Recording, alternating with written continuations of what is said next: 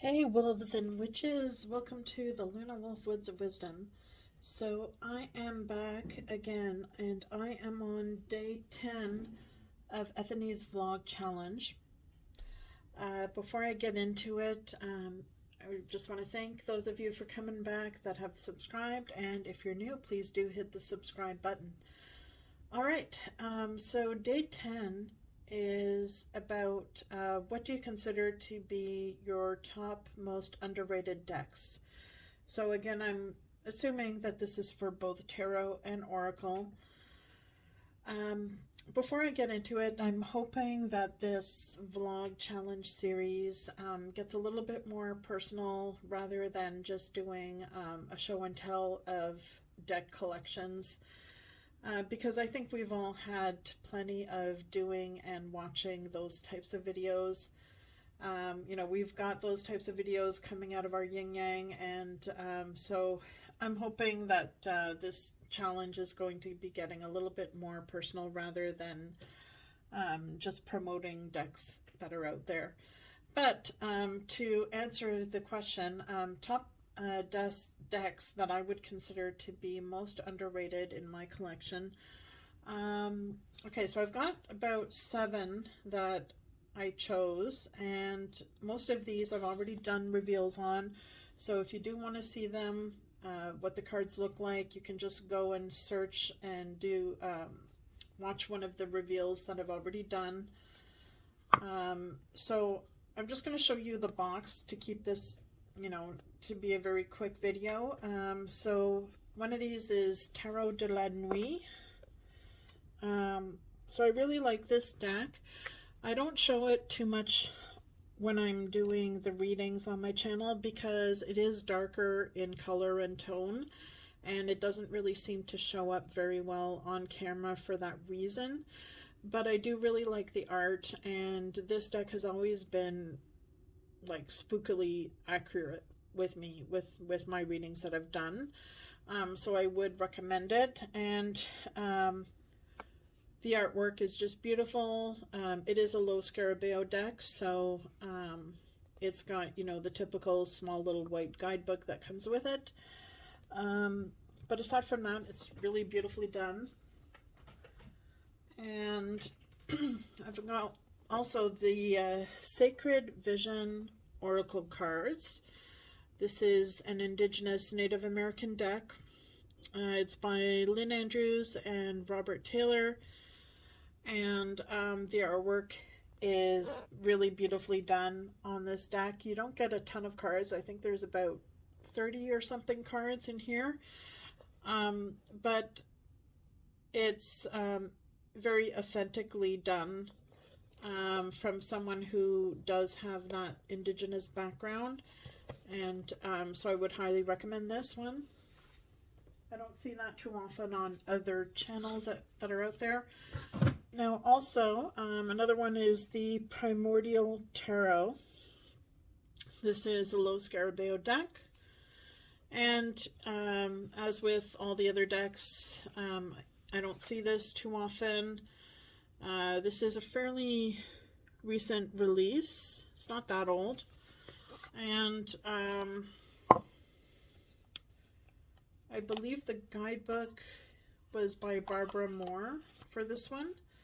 So that's the reason why I think it's really, underrated, because as we know, Barbara Moore writes amazing guidebooks. I mean, it's not a huge guidebook. It's a typical Los Garabeo guidebook. It's not a little white book, so you are getting a little bit more than a little white book, but keep in mind there's a lot of different languages in here. But it's got a unique system of its own. So it's not your typical Rider-Waite-Smith deck, and I find that to be refreshing. And it's a really good deck to connect with your ancestors, with past lives. I would say the images are cave-like, prehistoric people or pretty close to it. So it's a really interesting deck. And another one I think is underrated is the Tarot of Curious Creatures, and this is a recent release that came out in 2021, I believe. It's by Chris Ann. And as with the cover image here, it's got all sorts of animals doing weird and wacky things, and the animals are kind of like half animal, half human, which I find very refreshing. And, you know, if you're having a bad day or a bad year, or you're going through a tough time with the pandemic, this is definitely a deck that's going to cheer you up and bring a smile to your face. It's got really bright, vivid colors, and one of the reasons I think it's really underrated is for that reason, you know, to cheer you up, but also I think there's a lot of different types of uses that you can get out of this deck. I've seen some other reveals and reviews, and it's not really taken seriously, which is why I think it's underrated. I think it's a deck that you can use, you know, to have just a lighthearted approach to, you know, pick up your mood and you know, bring a smile to your face, but also I think it's something that you can use in a more serious way to journey with and to connect with animal spirit guides, and also to connect with in a shamanic way, to go on pathworking journeys and you know, perhaps connect to shamanic beings or cosmic beings, because it's said that shamans had the ability to transform themselves into animals. So I think you can use this in your path working, kind of like a shape-shifting journey, and I think it would be a really interesting way to use that deck. And another one I think is really underrated is the Monology Manifestation Oracle. And the reason I think it's underrated is because when you look at the cards, they do have kind of a similar theme. You know, of course, it's all about the moon, so every card has the moon on it. And I think for that reason, people kind of dismiss it. Oh, well, it's the moon. The moon is the same on every card. But it's not, and I think what really makes this deck is the guidebook. There's a ton of information in the guidebook. Okay, so just two more to go here. So another one is the Gentle Creatures Wisdom Oracle deck by Dan May, and the guidebook is by Arwen Lynch Poe, who is the head of the Tarot Readers Association. And so that's one of the reasons I think it's really underrated, is because the guidebook is really good. It's got a lot of depth to it. And I think people tend to look at this deck and dismiss it because maybe they think it's for kids based on the style of the artwork. However, this deck is definitely not made for kids. It's made for adults.